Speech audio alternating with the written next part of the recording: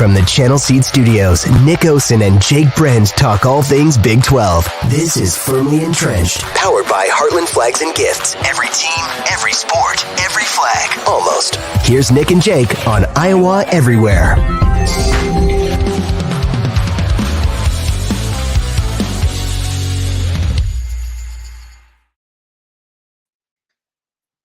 Welcome to the Channel Seed Studios. This is Firmly Entrenched, presented by Heartland Flags. I'm Jake Brend in Des Moines with Nick Osen up in Madison. Nick, how's your first week been, man? This is a little crazy, Jake. You know, we were really kind of finding our groove, doing this thing in person. So this is different, but honestly, man, my first week or so here, really just 4 or 5 days, it's been pretty awesome. I miss a lot of the things down there. I miss you guys. I miss the fan base. But just walking into my first game at Camp Randall on Saturday and, like, within 2 minutes, running into, like, an old neighbor, an old teacher, things like that. It was pretty cool. It's been a little bit surreal. We'll touch on just a tiny bit of, a Badger thing maybe at the end. But otherwise, mostly talking, a little Iowa State and Big 12 football as we'll get into, right, Jake? Yeah, you might be able to help Nate Shieldhouse implement the air raid. You've been hanging around Luke Fickell a little bit, watching some Badger football. Maybe a little bit. I don't think maybe Iowa the Iowa State State has staff to go. Yeah, I don't think I know we're, as usual, I think I'm a little behind you in kind of a feeling on this in terms of a little less extreme as we'll touch on. But while I know the passing game has been, really successful, actually, I don't think they've got to go full air raid. But yeah, it's going to be interesting, to see what Iowa State does. And obviously Wisconsin implementing a new system now as well, my friend. Yeah, we'll get into that today. We're going to talk what is wrong with Iowa State following a 10-7 loss to the Ohio Bobcats. We're going to look ahead to a sickos college football game. The Pokes of Oklahoma State travel into Ames, and then we're going to make some of our Big 12 picks. Hopefully this is the week. We both had a bit of a tough stretch last week, but as always, we'd like to thank our presenting sponsor, Heartland Flags. You can see I'm wearing my Simpson College hat. I need to get my Simpson College flag back behind me. Free shipping anywhere in the U.S. to me in Des Moines, to Nick up in Madison, to our listener Jim in Florida, if that's a real person. You can get yourself a Heartland flag. New products constantly. Every team, every sport, and every flag. Maybe I should get a Denver Nuggets World Champions flag. You can really get anything, as always. Thank you to Heartland Flags. And Nick, let's just dive right on in to our reaction to the Ohio loss. It's been 4 days. There's been a lot of time to digest it. We've had a full media availability about it. Nick, I just want to hear your thoughts from now afar on Iowa State's loss to the Bobcats. Yeah, absolutely, Jake. So I wasn't able to watch it live. Obviously, I'm not on the beat, and I was covering a different game at the same time. But, like, trust me, I've been able to either see or just kind of catch up on some numbers, really kind of dive into things that went wrong. And obviously, I tend to be an optimist with things. I had that in some of our notes as well. And while I will go on and say that I think that people have overreacted a little bit, and I think there were several people just that I saw in my own kind of following that certainly maybe took things a little bit too far, and there's some kind of levels of frustration and disrespect that I had really kind of seen. But all that to say, that's a really, really, really tough loss to swallow. I think that we even acknowledged, we both picked Iowa State. I don't think either of us really disrespected Ohio with the pick. I know what I thought of them last year. I guess that, their defense is better. It's not like they put up a ton of points offensively. But, Jake, I think for me and from what I've seen, it's just really tough to have kind of seen some of the moving the ball or some of the execution down the field, but just not able to turn things into points. And even, a missed field goal or like possessions that were very close to scoring. I think in games like that, two seemingly really good defenses, neither offense really impressed, but in a game like that, it is just kind of those smaller moments and kind of details that add up. And while I'm far from using it as an excuse, I actually more so just want to give credit to the young quarterback Rocco Becht. I mean, for him to play a mostly really good game, I know that he had one of the best ratings that Iowa State has had all season, Jake, on some of the rating stuff that I did with Pro Football Focus and such. And he was playing sick, talking about throwing up at halftime. And obviously things are going around, bug, food poisoning. I believe it was more of a bug, but whatever that really may be, props to him, and for trying to gut through that. You obviously hope that people get okay a little bit more quickly, but while it's not an excuse, I'm sure that hurt, and credit to Rocco for gutting through it, I would say. Yeah, no doubt Rocco is – I'll start with the positives, or maybe positive. Other than the defense, Rocco was, I think, the one takeaway that you can say was good in just in the whole sense of the game. He threw the 2 picks. I don't really think either of them were entirely his fault. Still partly his fault. But you talk about throwing up at halftime. All credit to him, because he was thrown up at halftime, went and played the second half. All the other Iowa State fans back home were thrown up at halftime too, because of what we saw out of the offense. And something has to change. It's been 3 games, and on Saturday, 1.7 yards a carry, and Rocco had 31 of the 38. So you're getting 7 yards out of your running backs. And say what you want about Iowa State's running back room, they're better than 7 yards in the game against a MAC team.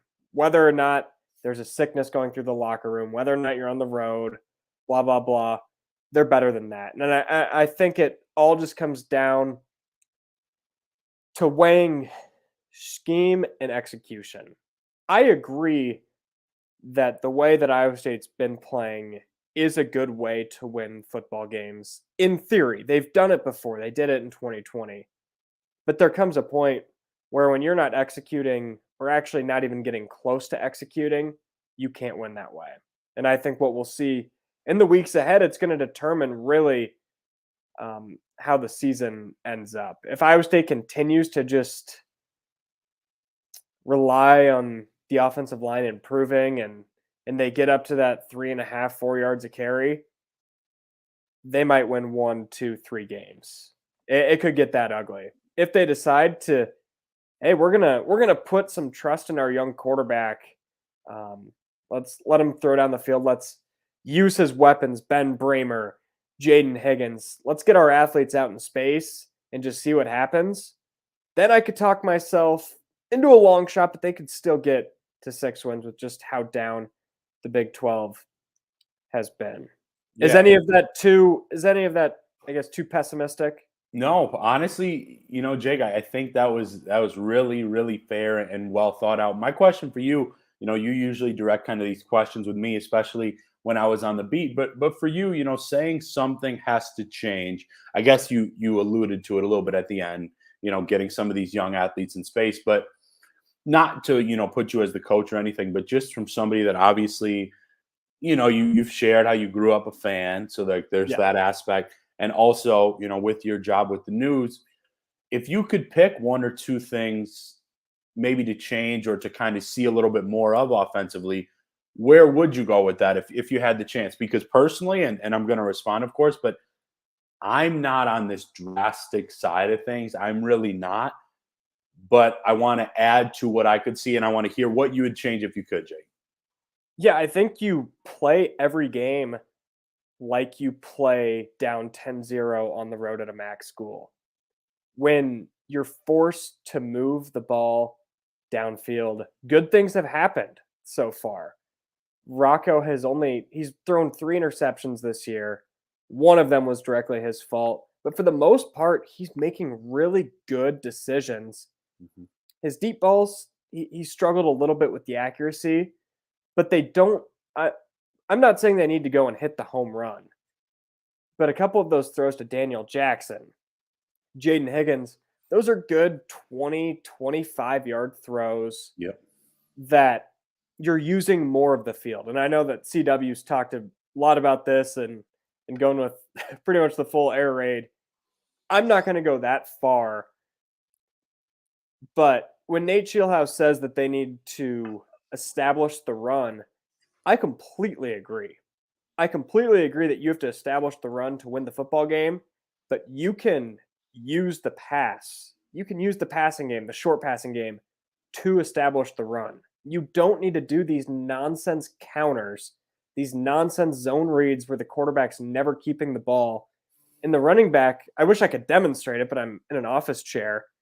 There's a huge difference between starting at the shoulder of your quarterback as a running back and having to create momentum like that. Instead of, sometimes you should go under center. You could do a pitch outside. You're creating that momentum just naturally. Or on 4th and 1, 3rd and 2, instead of having to create downhill momentum on a zone read, hand it off in I formation, go up the gut. You've already created that momentum 2-3 yards. And I think that's just common sense. I think it's just a mix of poor O-line and just non-creative play calling where defenses are teeing up. It's like Fernando Tati sitting in the box in the 9th inning against a third baseman that's throwing 60-mile-per-hour ephesus. You're just waiting for Iowa State to do a zone read so you can blow the play up and turn it from 2nd and 10 to 3rd and 15. And that is not a winning formula in any way. So, sorry, long story short, I kind of rambled there. Go down the field a little bit and maybe be a little more creative in the run game and play to your running back strengths. That's what I would say. Yeah, Jake. So, I mean, we've done 5 or 6 of these episodes so far, and, we're generally like in agreement, kind of rolling. One of my favorite things that you have ever said just came in that short passing game. I think that's very smart because if you have a good quarterback, and I think Rocco is a pretty good quarterback, I think he has the chance to be good to a really good college football player. I think the short passing game can be kind of an extension of the run game. I think of, and I'm not equating these teams, it just happens to be a former Iowa State quarterback there, but I think of the San Francisco 49ers because obviously they can run the ball. That's been kind of a fixation and something that, has kind of been consistent. Of course, it gets better with a guy like Christian McCaffrey, but I think it's something you've seen with the Deebo Samuel, Brandon Ayuk. Obviously, Iowa State does not have that type of personnel, but I think it's something really smart and helpful. Now, I'm of the mindset, and again, I was not at this presser this week. These pressers, I'm not covering that team anymore, but I think that people need to, I don't know, I guess it's hard for me to expect this from the common fan because everybody has, their own lives and they're not necessarily media, but not everything that basically these coaches are saying in these pressers, whether it's to be consistent, whether it's to have their guys' backs, whatever that's like, they're not just going to go out and reveal their game plan, if that makes sense, even if they are going to change some things. So do I think they're going to go air raid? No, I don't think the personnel is there. I don't think that would be smart. But I do think, I know for a fact, how good this staff is and kind of the time that they put in. I was around it really for 2 years here and there. And I think that there will be an ability to obviously know, okay, what's working, what maybe hasn't been, and where's kind of a middle ground. Because I don't think, and this is what I was going to add, Jake, I don't think it has to be a crazy switch in either direction. I think the fact that Coach Matt Campbell kind of called out the offensive line after the game, that's legitimate because he's not known for that. That's a unit that specifically in the run game has to be better.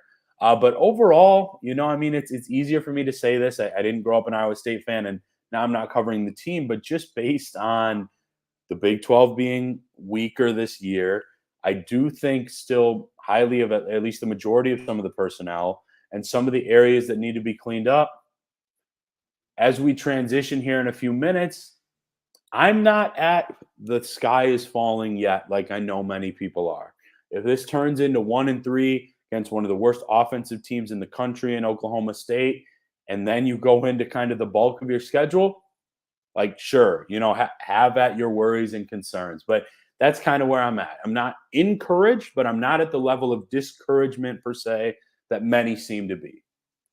Let me take the doomsday approach. And I'm not saying that this is where I'm at, or even if I agree with it, the Campbell on the hot seat. I disagree with that because, one, you need an athletic director who would actually make that move. Pollard has shown that he's going to stick with his coaches longer than most athletic directors. And I think when you're in a state like Iowa, when you're in a program like Iowa State, I think that's a good thing. And season tickets are still selling at a record number. Until you see a drop in that, I don't think there's going to be a change made. And I don't think there should be a change made. But the argument for it, since 2020, you've got 2021, 22, and bearing a miracle come around in 23.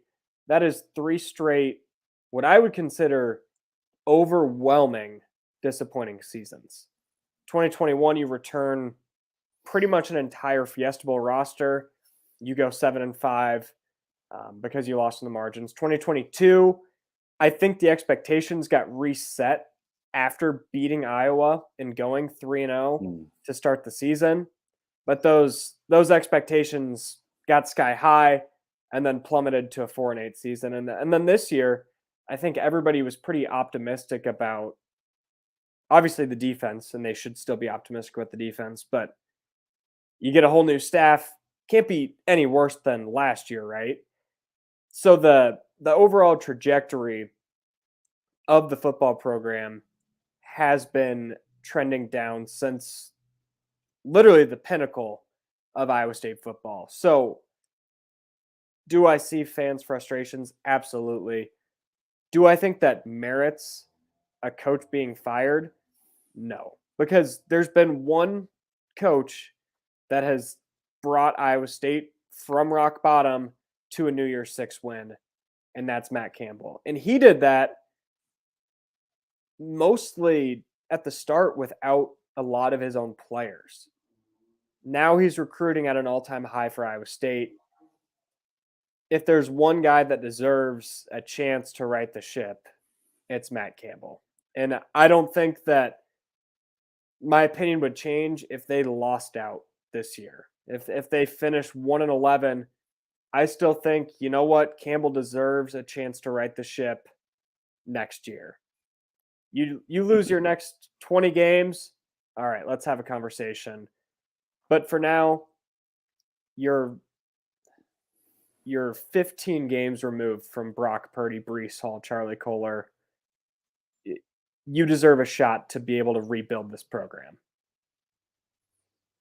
Yeah, Jake, for me, I mean, you were taking the doomsday approach, which, I totally understand, and you laid that out there.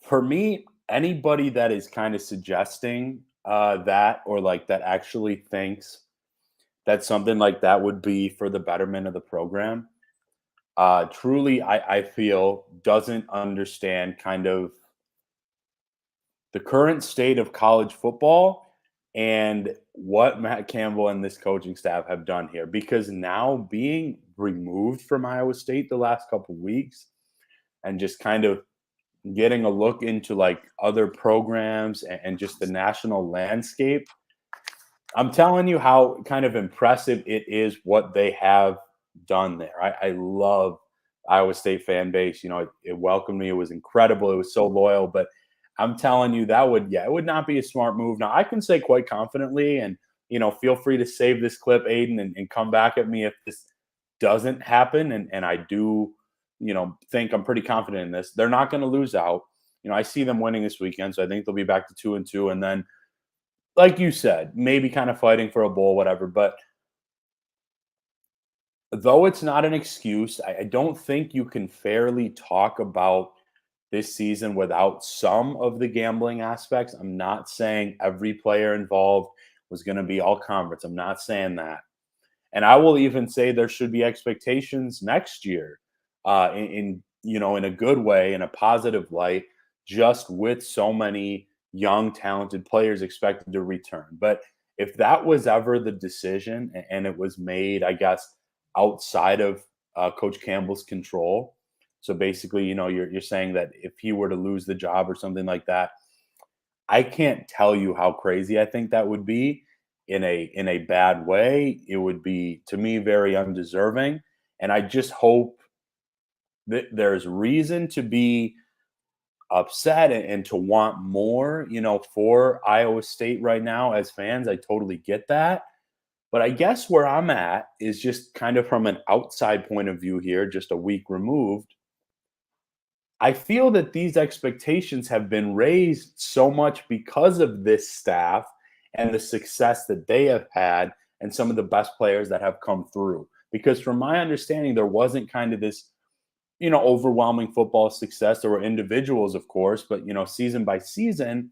And again, they're not going to go 1-11. I think they're going to clean some things up and get a little closer to that, 500 type range long term. But like you said, you were taking the doomsday approach, and I would be shocked and in heavy disagreement if that happened, my friend.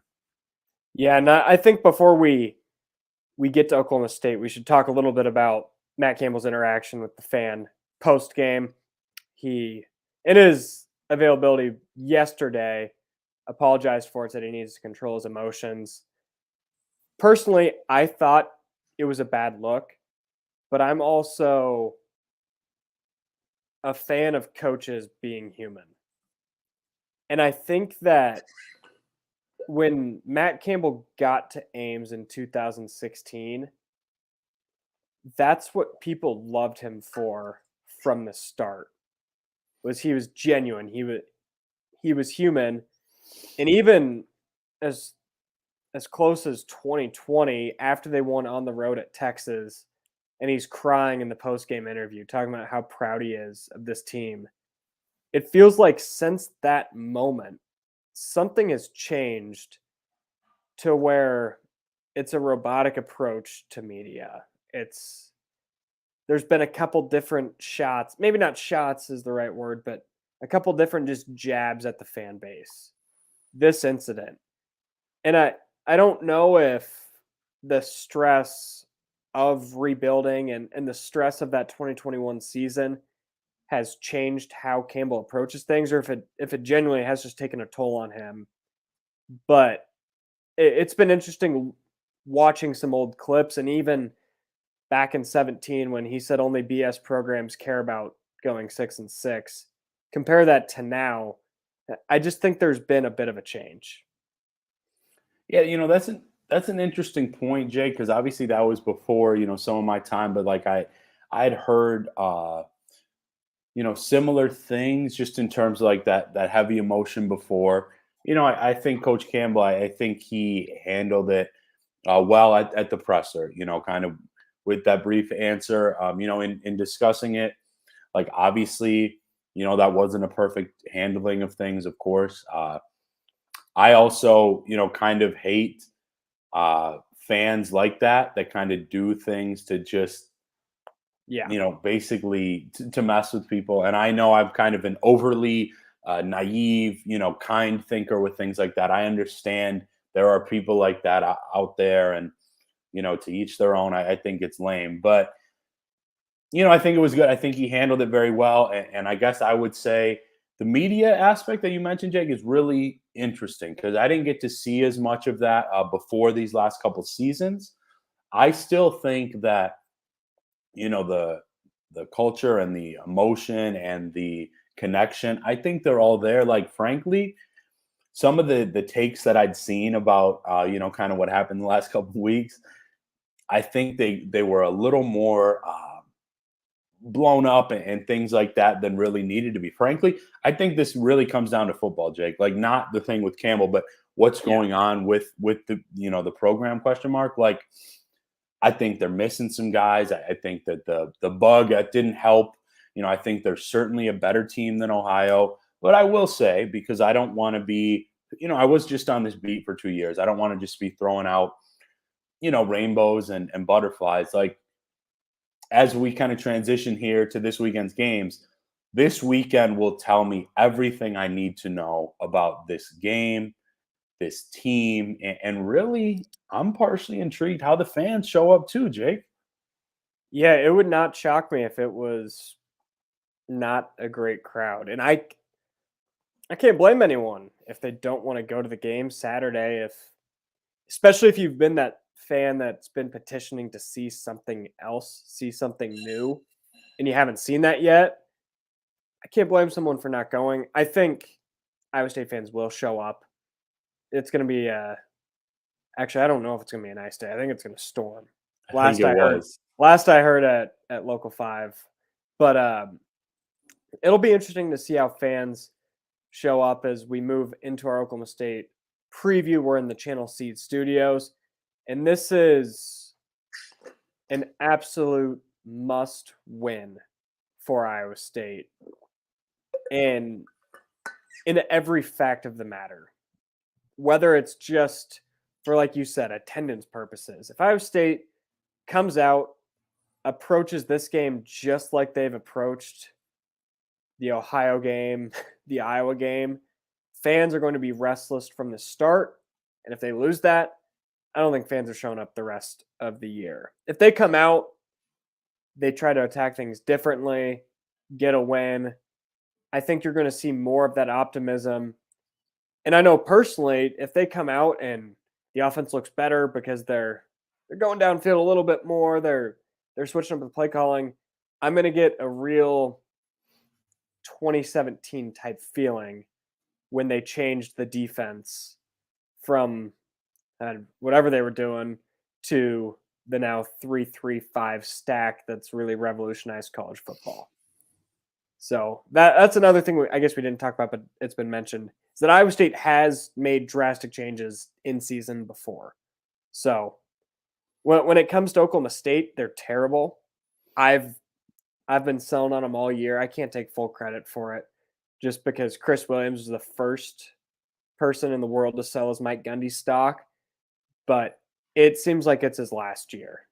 And the ship looks like it's going down hard. They've played 3 quarterbacks, all with 25-plus passing attempts. They don't know what they're doing there. They just got run off the field on their home turf by South Alabama. This is the most winnable game remaining on Iowa State's schedule, and you have to get that.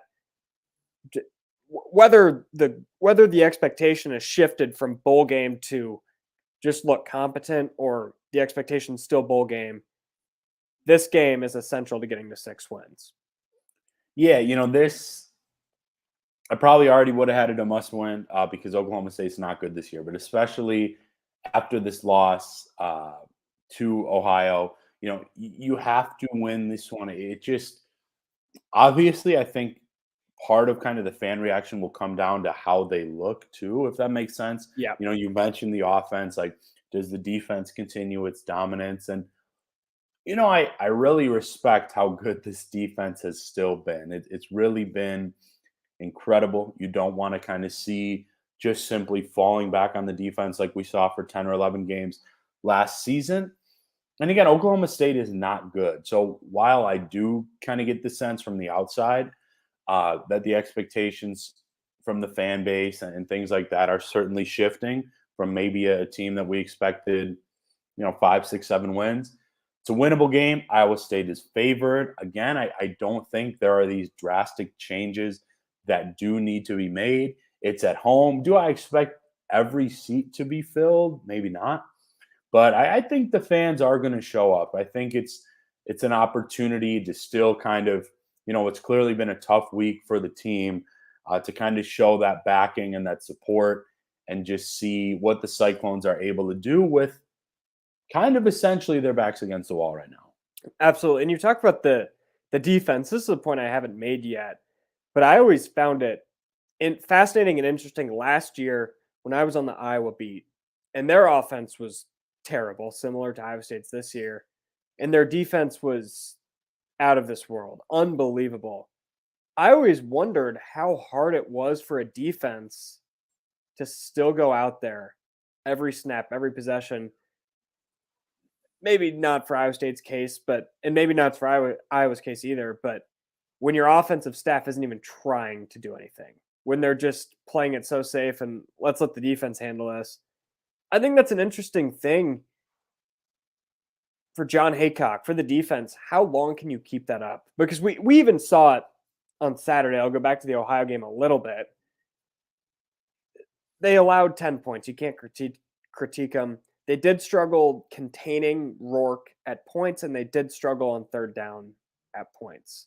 And it was the typical bend but don't break Haycock defense. But eventually, when you're having your offense out on the field for just 47 plays and your defense out there for almost 70, eventually it's going to be hard to play defense. So that's not related at all to this Oklahoma State game. I just thought that was an interesting thought.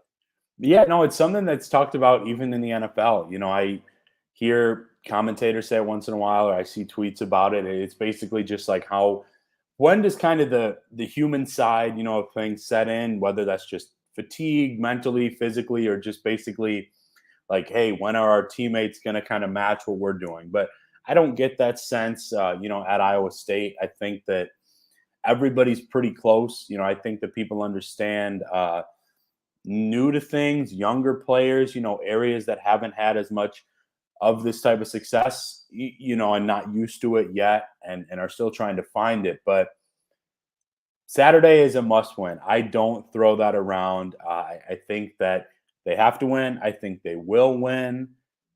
And frankly, yeah, Oklahoma State is they're really bad. Iowa State has not been great, but that you have one of the top defenses, at least in the Midwest, at least in the conference. I still think there's positives here and there. I'll be curious to see how the offensive line performs, as I know specifically in the run game that really hurt against the Bobcats last weekend. And, how do things maybe shift then if it's back to 2-2? All right, are we kind of back hoping for a bowl game? Is it still, take this thing week to week? I'm really curious. But I think that while it may not be perfect and pretty, and the bug's been going around, Jake, I see a much more successful game day Saturday for Iowa State. Yeah, and we've mentioned it a lot, but it all comes down to how ISU changes, if at all. And I think they'll make a change on offense. I'm not sure. That's 100% just a hunch, but I think they will. And you mentioned expectations. At this point, the expectations obviously will change, win or loss. But if it's an 8-6 win, offense looks terrible, I don't think expectations are going to change at all. You go out there, win 21-3, show some competency on the offensive side of the ball. Sure, 6 wins is gettable. And obviously, if you lose, it's the sky will be falling next week this time on Firmly Entrenched. Right now, the line on Circus Sports Iowa, or I guess the last I checked was 3.5 points Iowa State's favored by, with the over-under at 36.5. That's a low line. It is. I mean, if I recall correctly, that's just about the same as it was for the Cyhawk game. I think that was 37. And, I understand it, right? I think Totally. Oklahoma State has somewhat of an average defense. Iowa State is obviously really good, deep, athletic, active. Neither of these offenses has looked great. Hasn't been a ton of scoring at Jack Trice, really in general, for the Cyclones, certainly not this year. And yeah, I mean, I get why it's so low. I think it's a very fair line for Iowa State. I think it opened at 2.5 or 3. I think that's fair. And, while I don't expect there to be wholesale changes or anything like that, like, this is a good coaching staff at Iowa State. If the run game is not working, I do not see them trying to kind of force it and get any yards they can, especially when this kind of gets later in the game. I think that there's going to be a sense of trusting what's been working, which seems to be Rocco. I think that there's going to be choosing the run game in better spots. And I just get the sense that, yeah, it's absolutely it needs to be said how important it is. I think that there's not even really a positive or possible excuse that kind of could come out of this one. But again, I really think that just on the field, football wise, like not only is it winnable, but I don't see Iowa State letting this opportunity at home fall through their hands. Yeah, you want to give a score prediction before we get into our Big 12 segment? Yeah, absolutely. I will go with, and I like the low scoring. I like Iowa State in like a 17-10 type game. I think they get a couple touchdowns. I don't think Oklahoma State scores a ton, but I don't expect it. Let me go 20-10. 20-10, Iowa State. All right. I'm going to go. I don't know, man.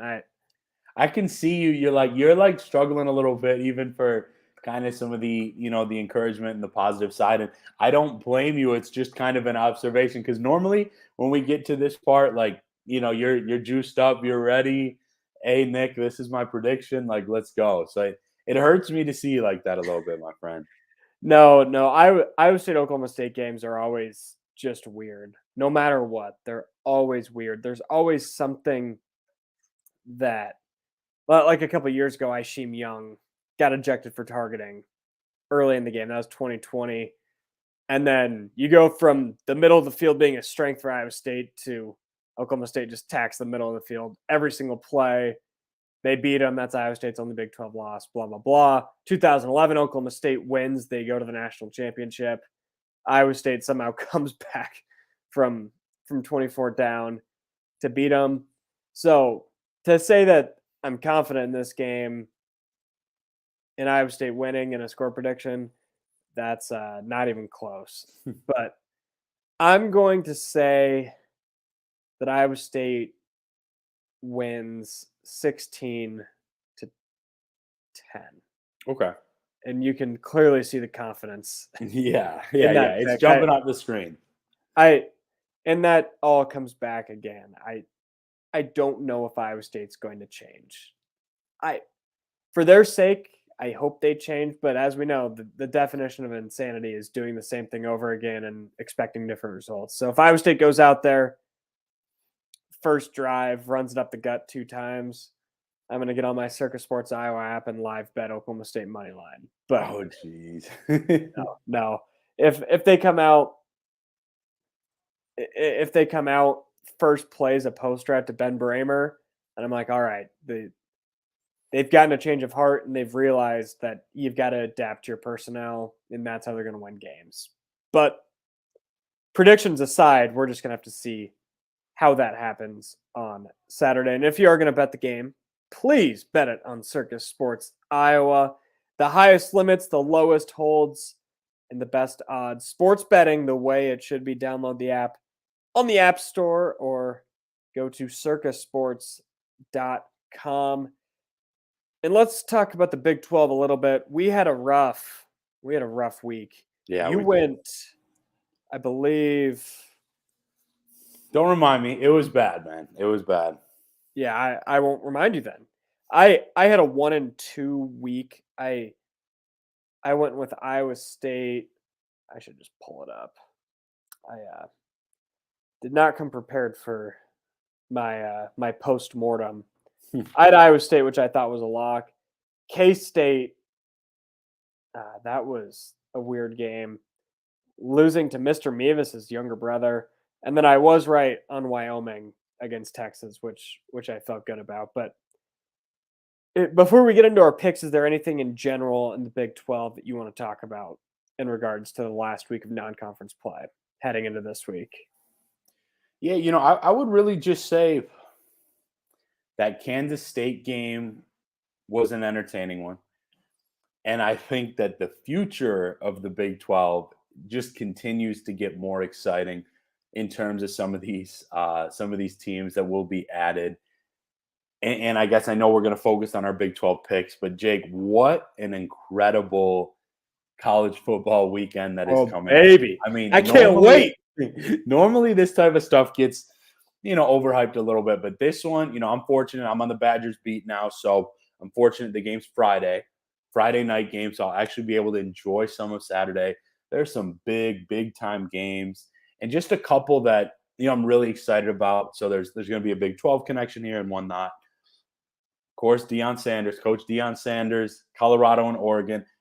Oregon's probably going to win comfortably, but still, just all the excitement around that program. I just think it's fun. I really do. And prime time. He was an incredible player, and it's cool to see this early success. I think it's just fun to root for me. And then Ohio State, Notre Dame, big time programs.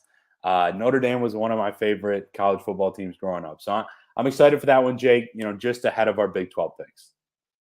Yeah, so moving into the Big 12, the first game that I'm going to play is OU minus 14.5 on the road at Cincinnati and the Bearcats.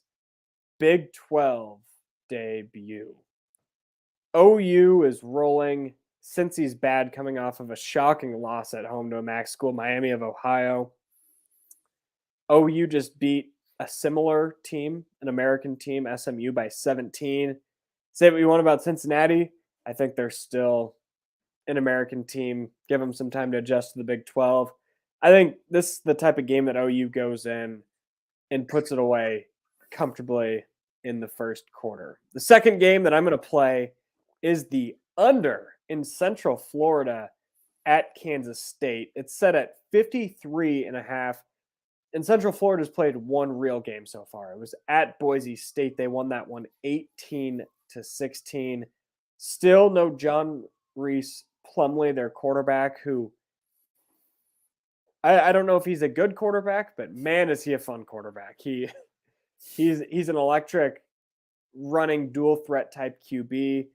And then again, UCF is 16th in the country in scoring defense. That's the second in the Big 12 behind OU. That's even ahead of Iowa State. So combine all of that with K-State probably trying to ugly up the game at home in their opener, coming off of a tough loss. I think this is going to be like a 27-20 type game, and that'll hit the under comfortably, in my opinion. And we'll finish with BYU getting 9 points at Kansas. I think Kansas has fooled everybody with the flash and the beautiful offense and killing Illinois. Let's talk about the Cougars. They went on the road and beat Arkansas by 7. I think KU's a better team than Arkansas, but still, you're getting more than a touchdown of a cushion in a game that I very well think BYU could win.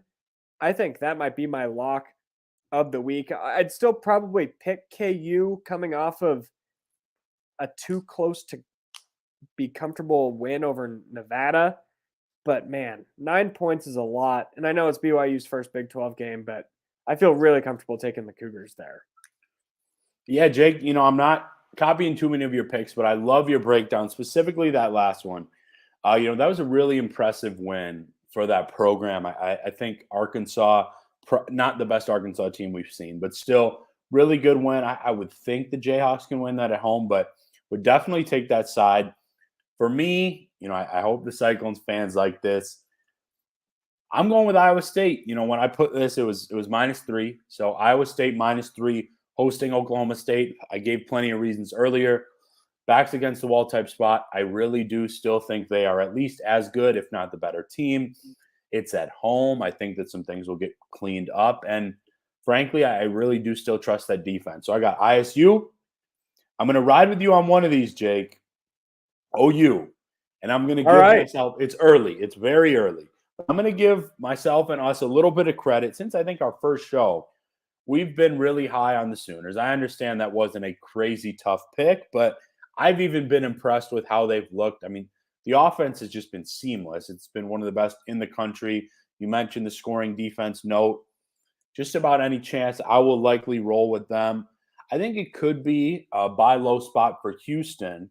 But my final pick of the week, just for this 1 week, just because it's my first full week here and we've got a little bit of Friday night lights, I'll be traveling to West Lafayette for Purdue. Badgers take on Purdue. Baby. Wisconsin is favored by about 6, at least the last time I saw. And while I think it's going to be a really fun, high-scoring game to kind of open up conference play there. I think the Badgers found a little bit of something these last couple weeks. So obviously I'm not actually making any of these, but just for the show, that would be my third pick. Again, I'll mention the Houston side as well. And, we're grateful for everybody tuning in, still going live every week like we have been. Just a little bit of a different format. I don't get to be as close to my guys, Jake and our great producer, Aiden, but I think we're still hitting on a lot of the same things, and we are very grateful again.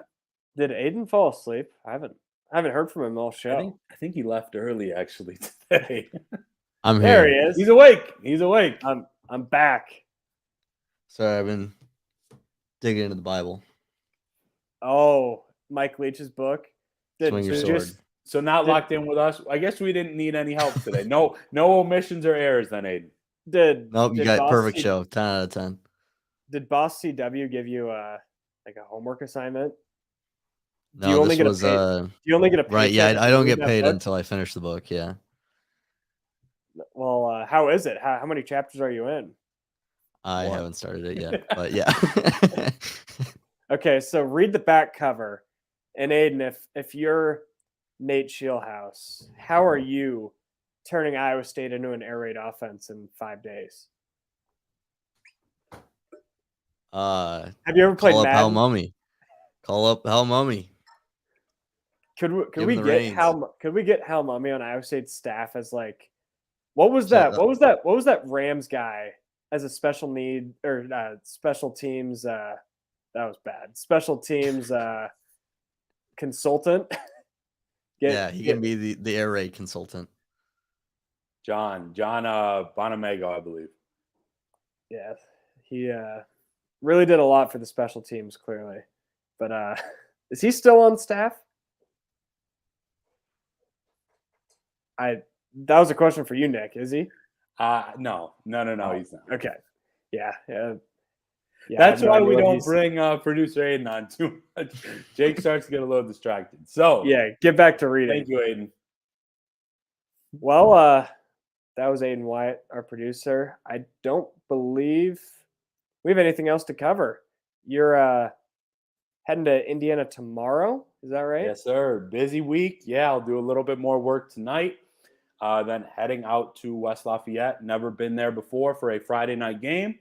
And I'll hopefully be able to have an eye on plenty of the top Big 12 and other national type games on Saturday as I continue to kind of get unpacked here, Jake, here and just outside of Madison, Wisconsin. Still a little bit of crazy for me.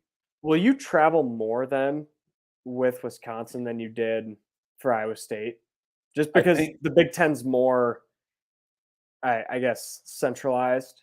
Yeah, it actually is. I think for the most part, Jake, I'll be able to be at just about every football game. I was looking ahead for sure through October. And then, like you mentioned, it's very centralized, which is a nice thing. Obviously there's a lot of excitement around this program right now. 2-1. And again, just like, Iowa State and so many of these teams we've talked about, opening conference play this week.